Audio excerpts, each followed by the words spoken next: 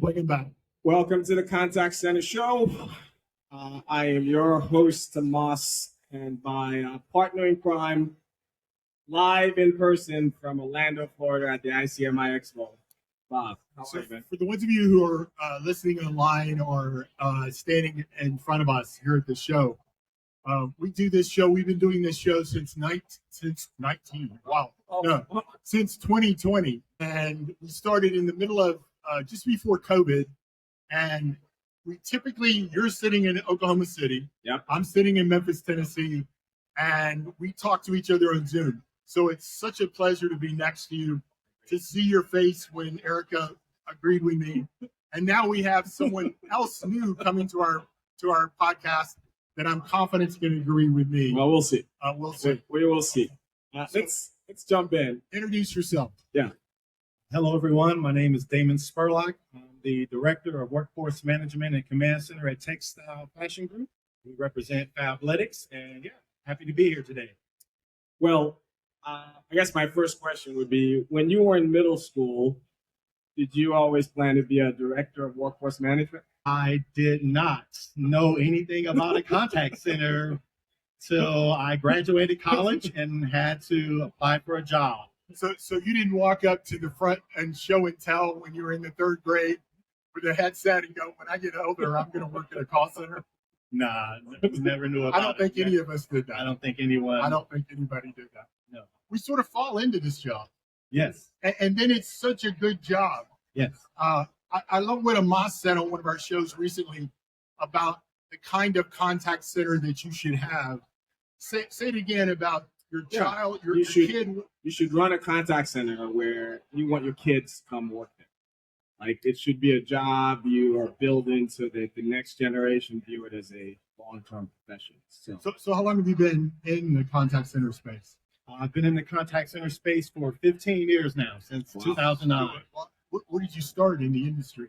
I started as a frontline customer service representative. That's awesome. And from there, my curiosity just helped me grow, get an opportunity as an apprentice in our resource planning or workforce management department.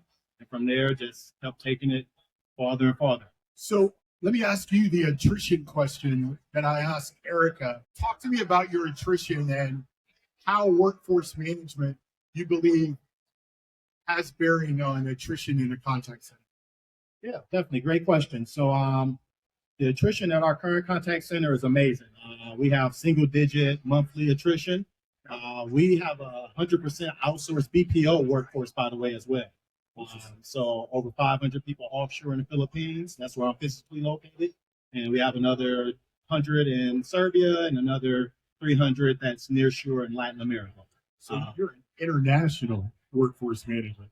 Yes, sir. Director. Okay. Yes, sir. So, yeah, I believe workforce makes a big impact towards attrition, right? So we are the ones who control everyone's work-life balance, their schedule. I mean, at work, outside of getting paid, the most important thing is when you work or when you don't have to work. Right. And the breaks and the lunches are important too, right? Yes, the breaks. What are you doing there to make it employee friendly? So we make sure that we gather employee schedule preferences each and every month. Yeah. And like, for example, we just don't sit to a standard of, hey, everyone has to take 2 15-minute breaks and an hour lunch, and that sequence like break, lunch, break. Some people want to take a lunch first and then break, or they want to take 2 breaks and then a lunch. Or like in our site in Serbia, instead of just taking their 1 meal break in the middle of the day of 30 minutes, they may like to split that up to 3 10-minute segments, right, for smoke breaks or whatever. So we really ask the people, what do they want? And there's no one-size-fits-all approach. I'm assuming you've got a team that's watching what's going on, like a command center. Yes. So yeah, I have the pleasure of leading a command center team of 25 analysts, supervisors, and managers, and we oversee about 1,000 contact center employees globally. Share a little bit about what's happening in your contact center that is positive, that you're most proud of. I would say number one thing that we're most proud of is our employee retention. We have over 50 BPO employees that have been with us since day one, over 10 years now. Since Fabletics launched back in 2014 up through today, they've been with our account, not just with the same BPO company, but with our Fabletics account within that company company. So that's the most proudest, I would say, thing that we have going for us.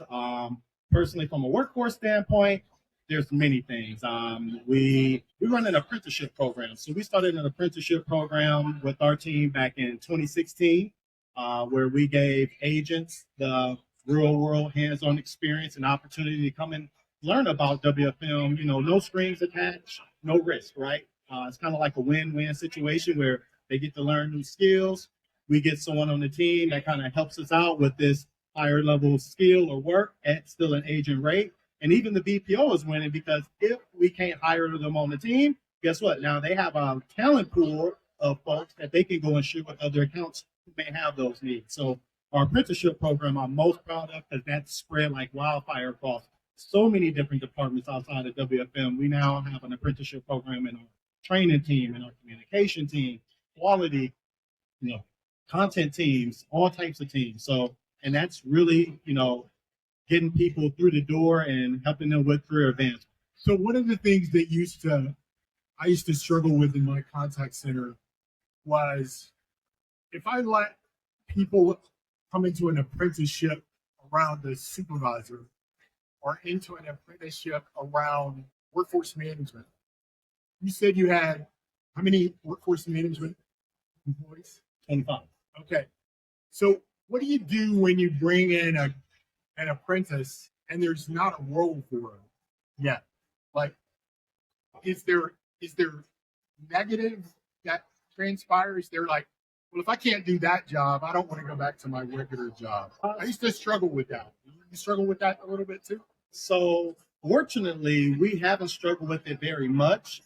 So we run our apprenticeship programs normally for about 6 months to 12 months. And, by that time, we may experience some type of natural attrition. Historically, we've brought in maybe about 3 to 5 apprentices.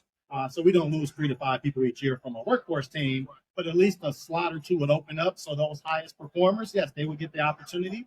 Now, those people who go back to operations, it doesn't stop there, right? It's not like, hey, we just used you during the peak season because we needed extra manpower at a cheaper rate, but we continuously keep them engaged by, pulling them out when there's times of availability, letting them come back to shadow at the non-peak times of our days and months, just to keep them engaged. Yep, that's awesome.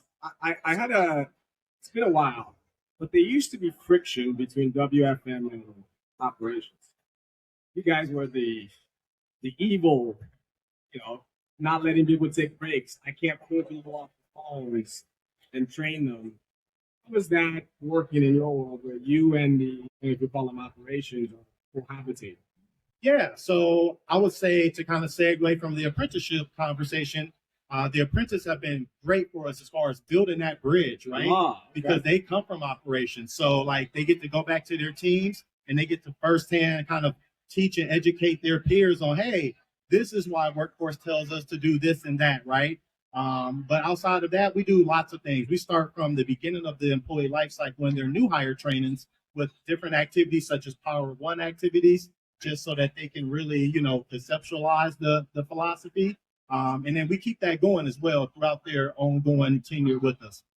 As far as our operations relationship, we make sure that we host a meeting every month just so that operations knows that they're always going to have a forum that they can come and discuss any ideals or challenges they may have, right? And it's not just, hey, we're only getting together to discuss, challenges or problems, but we're getting together just to get together every month, right? Just to make sure we are aligned. So I think that's been huge just to have those recurring meetings. So let me switch gears a little bit and ask a question. AI is everywhere. How has AI changed your world in the workforce management? So yeah, I'll speak from it from two perspectives. So first, from more of the contact, inbound customer contacts. So with AI, we know those voice and chat bots, the main, goal for them is to reduce contact volume, right? Because those bots are basically containing or keeping all of the simple contacts, within the system, right? Such as where's my order at? Simple things like that. So what we've seen in workforce is our actual average handle times increasing a little bit, right? Because now the contacts that are left over or the live human agents are the more complex type of contacts, versus when we deploy other solutions like the AI Copilot or chat, or excuse me, the agent assist AI, we see then those AHTs start to reduce slightly just because the AI Copilot or agent assist helps like accelerate the interaction, right? Because it surfaces the knowledge management system articles right to the ACD interface for the agent, Right. so they don't have to go out to another platform and search, even things from the CRM, right? So they're just like reading a script, and they have to bring the emotional intelligence skill set, right? But it's no more about really bringing the analytical skill set. So we've seen that impact. And then as far as like AI within workforce technology or solutions, from like the agent self-scheduling capability, it's amazing, right? So like when people want to get some flex time, right? Like, hey, I got a doctor's appointment, or I just got a last minute emergency that came up. Can I take some time off? There's AI products that are out there that say, okay, sure. And you can make up the time later at this point because we do have a business need. So, I think it's a win-win situation. And any company who's not leveraging any kind of AI or basically self-scheduling software for agents is definitely going to, lose a lot of the workforce. Interesting. To that end, I think this is a layup for you. You heard an interesting debate about average handle time a second ago. You are in workforce management. You are data-driven. Your entire business rides on key metrics, average handle time being one of them. So surely you were not at all liking what Bob Furness, Eric were saying earlier. I'm going to give you a chance to agree with me here and say that you are not with the movement of eliminating average handle time from the audience. The floor is yours. Well, Moss, I'm sorry to have to disappoint, but my first ever contact center that I grew up in, US Cellular, right? We were all about the WOW experience. And within that culture and environment, that's kind of what kept me in contact centers. And I ever said, hey, if I get the opportunity to lead a contact center any day, that's how I'm going to model it, where we didn't fixate on the quantitative stats like AHT. When you are plotting your forecasts, when it asks you for AHT, are you putting WOW in the column? Is that what's happening? No. So of course AHT is important. We have to measure it. It is, and we have to track it. However, at the agent give level, it to the agent. at the agent level, Why can you not understand this? I think the agents should see it. They should be cognizant of it, but they shouldn't be incentivized on it, or it shouldn't be a part of their performance management metrics, because at the end of the day, we do want those agents to resolve contacts as best as possible the first time, because workforce management also says, guess what? Repeat contacts happen if you don't handle your business right away. So you want to make sure that you're handling it so you keep that future contact volume down, because workload is both handle time and volume as well. So let me tell you a story. Yeah. You've heard it, but let me tell it again. Please. So as a consultant, we go into a lot of different contact centers. And I walked into a contact center in Atlanta for a large company. If I said their name, you would know them. Yeah. And there was a board, it was an easel with a whiteboard. Yeah. And it said, great job yesterday. AHT was 136.5. Yeah, important. It's down. Multiply that. As I walked past the sign, I said, this is going to be a disaster. And I sit down next to the agent. And first of all, when you put a consultant next to an agent, we always listen to the agent behind us, because we know you're putting us with the best agent in the contact center. We listen to the people around them. But this agent was talking to a customer about a problem, and she literally said, sir, I have a certain amount of time that I'm allowed to talk to our customers. Awful. And if I call you back, I won't get dinged on my report. So can I call you back and we'll solve the problem? Yeah. But I can't keep talking to you on this call because we've been talking too long. That's what happens when you put great job 138.6. And that is terrible. there are bad ways to do this. All I am saying to both of you is this: AHT matters. It does matter. And the best way to achieve any metric is not to make it indirect, is not to put it on the supervisor or the manager. You put it in front of the person who can drive it the most. Yeah, am I for all of these bad ways of getting AHT? Of course not. But this notion that a contact center exists, we are just going to kumbaya and help the customer for as long as it takes, is not the reality in 99% of contact centers that exist today. All of them have a cost per contact. All of them have a hard budget. If any of them went back and said our budget is going to double, the CFO is not going to stand for it. So this is why I'm like, your mission should be, let's coach AHT to right. We're moving it from the scorecard. It's a socialist movement that ignores the reality of the cost involved in running a contact center. I love that you agree with me, but I think we beat this horse. Yeah. This horse is laying over on the And I've won. edge. Both of you are wrong. Both of you are wrong. But before we let you go, what would you say to kind of future people in the contact center, frontline agents? I love your story. Both of us two have been frontline agents who come in and now you're director of the workforce.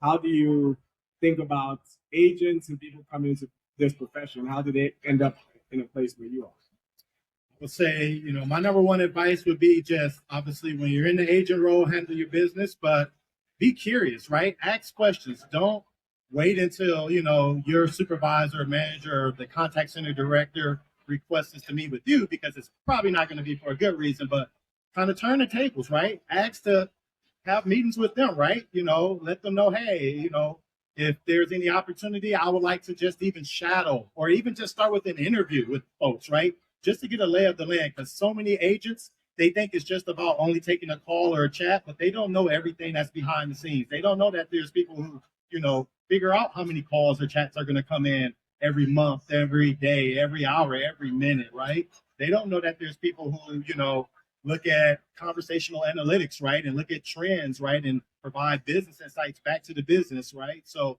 there's so many professions and avenues in this world. I would say curiosity is what's definitely going to help fuel anybody's career growth in this world. And just be open to taking whatever opportunity, wherever it is. I've moved across the country from Wisconsin to California, and now I'm out in the Philippines, right? And it's like, where in the Philippines are you? I'm in Davao City. Okay. So it's like, you just have to take that opportunity where it is. And, if you're comfortable with that, but, that would be my number one advice, is just be curious. We have a surprising number of agents and first-time supervisors who listen to our podcast.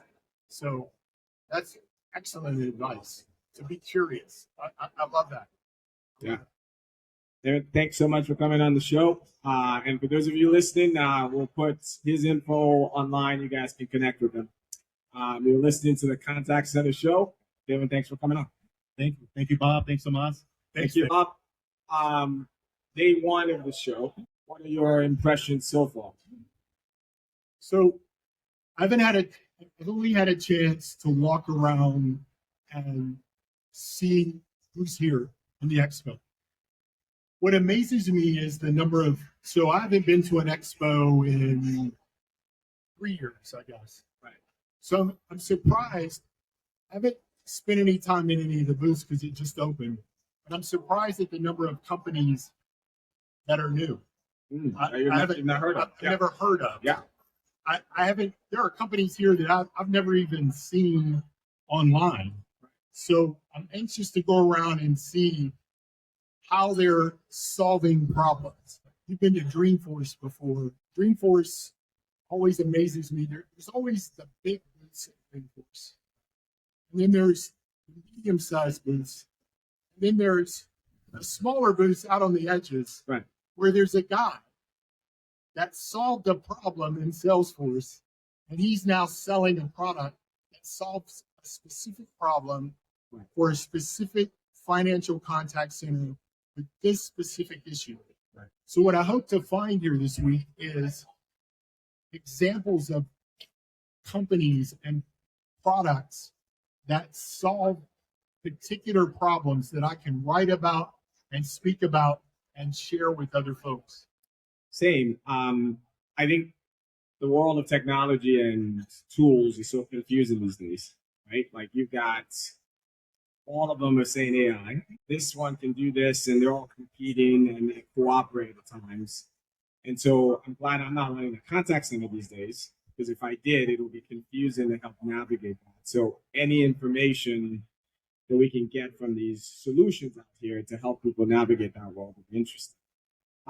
What did you get out of the keynote today that sets up the rest of the week? So I'll give you one stat that agreed with what you and I have talked about. Brad had a stat. I can't remember exactly what the number was on the screen. I made a screenshot, but he asked the crowd, hundreds of people in the room. He asked the question, how many people in here, as a result of the change to automation and the improvements that AI are making, have seen a reduction in your contacts? How many people do you think raised their hand? I don't think you were in there at that time. I was How many people do you think raised their hand? Let's say 10% of the room. 0 people raised their hand. Now, I got to think 10% is probably closer. There were people that didn't raise their hand. Right. But it's interesting that everything we've done in this industry for the last 15 years has been about reducing the interactions. Yeah. And yet interactions haven't been reduced. The amount of time that we spend with customers is increasing. Yeah. He said, we may see a reduction in the number of interactions, but we always see an increase in the time that I spend with them. So that was one that surprised me. And then the one that didn't surprise me was that culture in a contact center. As he said, the study he showed said that you have an 11 times increase in customer retention based on the culture of the contact center. I believe it. And on that first point about reduction in contacts, there was a study I read that showed that depending on the industry, as much as 50% of your customers don't even bother calling if the problem is so small. And so it said, as you reduce the bar, as your wait times go down, you make it easier. More people than like me right now. I have beef with AT&T. I'm not going to call them. It's not that serious. I'm not going to spend 2 hours waiting on hold. If they somehow made that easier, the problem I might actually, right? If they made it 5 minutes, and so that's I think that's playing into that as well. But it's surprising that now one hand. We got to come back. We're going to come back and talk about social media. Over the next 2 days. It's on our agenda. We've got to wrap up today, though. We got a couple minutes left. So for those of you listening online, we're going to be back twice tomorrow. Two shows tomorrow. 2 o'clock and 3:30. 2 o'clock, 3:30 Eastern. Yep, and 3:30 Eastern tomorrow. Those of you online. And on Thursday, our final show is at 2 o'clock. At 2 p.m. Eastern.